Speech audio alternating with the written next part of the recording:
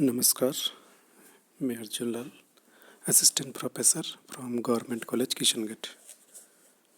आज हम marketing subject के अंतर्गत फुटकर व्यापारी रिटेलर्स के बारे में अध्ययन करेंगे कि रिटेलर व्यापारी रिटेलर्स यानी फुटकर व्यापारी कौन होता है और फुटकर व्यापारी के कौन कौन से कार्य होते हैं। फुटकर व्यापारी का अर्थ ऐसे अनुबंध का अर्थ एक ऐसे अनुबंध से जो वस्तु वितरण श्रृंखला की अंतिम मध्यस्थ कड़ी होता है। दूसरे शब्दों में हम इस प्रकार से कह सकते हैं कि एक ऐसा व्यापारी है जो थोक व्यापारी उत्पादकों के से माल खरीद कर उपभोक्ताओं को थोड़ी मात्रा में उसकी आवश्यकता अनुसार बेचता है।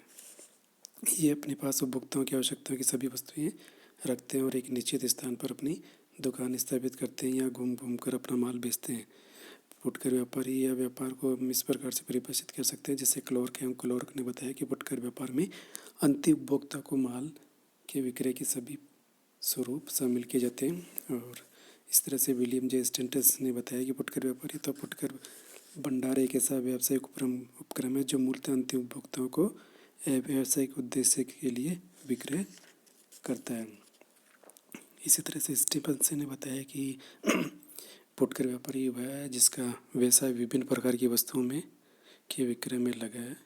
उस फुटकर व्यापारी की दुकान पर ये विभिन्न वस्तुएं विभिन्न स्थानों से पर्याप्त मात्रा में विक्रय के उद्देश्य से एकत्रित की जाती है ताकि अनेकों व्यक्तियों एवं उपभोक्ताओं की आवश्यकताएं आसानी एवं कुशलता से पूरी की जा सकती है। तो इस प्रकार स्पष्ट है कि फुटकर व्यापारी से आज से हम एक ऐसे फुटकर व्यापारी से लगाते हैं जो एक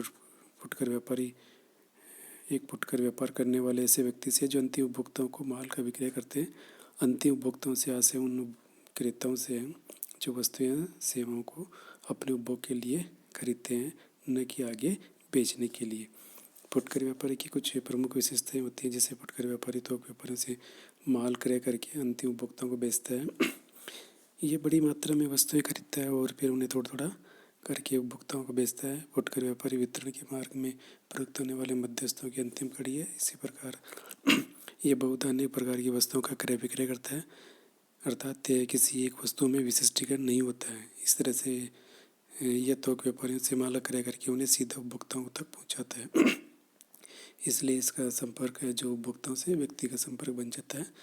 इसी तरह से इससे व्यापार के लिए अपेक्षाकृत कम पूंजी की आवश्यकता होती है। इसी तरह से फुटकर व्यापारी की दुकान शहर के बीच में होती है। फुटकर व्यापारी की सफलता दुकान की स्थिति और सजावट पर निर्भर करती है। इसी तरह से अधिकांश माल का क्रय उधार एवं विक्रय नगद द्वारा करता है। नेक्स्ट आता है इसमें उपभोक्ताओं की सेवाएं संतुष्टि पर बल देता है। यह इस तरह से फुटकर व्यापारी वस्तुओं को बेचने के साथ साथ उपभोक्ताओं को कुछ सहायक वस्तुएं सुविधाएं भी प्रदान करता है। इसी तरह से फुटकर व्यापारी थोक व्यापारी एवं उपभोक्ताओं के बीच की अंतिम कड़ी है। बात करते हैं अब हम फुटकर व्यापारी के कार्य के लिए। फुटकर व्यापारी के कार्यों में संक्षेप में बात करते हैं तो सबसे पहला कार्य आता है कि मांग का अनुमान लगाना एवं वस्तुओं को क्रय करने का प्रबंध करना। फुटकर व्यापारी वस्तु की मांग का अनुमान लगाता है ताकि उससे पहले ही क्रय करने का प्रबंध किया जा सके। नेक्स्ट आता है अंतिम उपभोक्ताओं को वस्तु बेचना। वस्तुओं को अंतिम रूप से उपभोक्ताओं को बेचने का कार्य फुटकर व्यापारी करता है। आज के प्रतिस्पर्धात्मक स्थिति में यह कार्य काफ़ी कठिन हो गया। इसके लिए विज्ञापन वस्तुओं का प्रदर्शन आकर्षक मूल्य आदि का सहारा लेता है। नेक्स्ट आता है उधार विक्रय करना। Sale on credit. फुटकर व्यापारी उपभोक्ताओं को उधार विक्रय की सुविधा प्रदान करता है। यही नहीं, वह कभी कभी फुटकर विक्रय में वस्तुओं को उपभोक्ताओं के घर पहुंचाने में भी सुविधा देता है। नेक्स्ट आता है उचित स्टॉक बनाए रखना।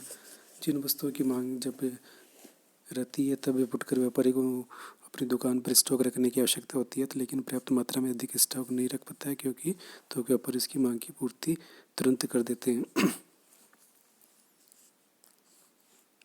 नेक्स्ट आता है वस्तुओं को लघु आकार में पैक करना। उपभोक्ता को जिन वस्तुओं का विक्रय किया जाता है उनमें से कुछ ऐसी वस्तुएं होती है जिन्हें फुटकर व्यापारी छोटे छोटे आकार में पैक करके उसे आकर्षक बनाते हैं। तो इसके साथ ही उपभोक्ताओं को आवश्यकता अनुसार वह उसका बेचान करते हैं। नेक्स्ट आता है जोखिम वहन करना। To sustain risk. बहुत ही अल्पकाल में होने वाले परिवर्तन जोखिम उत्पन्न करता है। अनेकों नए अवसर आते हैं जब फुटकर व्यापारी के पास काफ़ी माल विक्रय होने से बच जाता है, लेकिन उसकी मांग न रहने के कारण उसे समस्त हानि उठानी पड़ती है। नेक्स्ट आता है माल एकत्रित करना। फुटकर व्यापारी अपने ग्राहकों की वस्तुओं के चुनाव की व्यापक सुविधा प्रदान करता है। थोक व्यापारी तो उत्पादकों से विभिन्न प्रकार की का माल क्रय करके एकत्रित करता है। नेक्स्ट आता है इसमें बाजार संबंधी सूचना एकत्रित करना, कलेक्टिंग मार्केट इंफॉर्मेशन।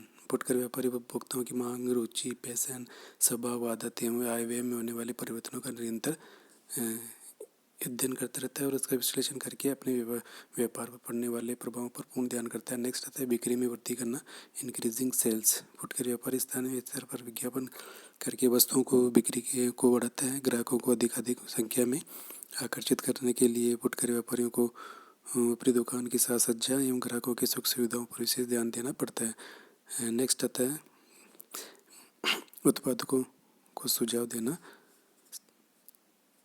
फुटकर व्यापारी उपभोक्ताओं के साथ साथ व्यक्तिगत संपर्क स्थापित कर उनकी रुचियाँ, आवश्यकताओं एवं समस्याओं आदि के बारे में जानकारी प्राप्त करके उत्पादकों को सुझाव प्रेषित करते हैं। तो आज की क्लास में इतना ही। नेक्स्ट क्लास में नेक्स्ट टॉपिक के बारे में चर्चा करेंगे। Thank you.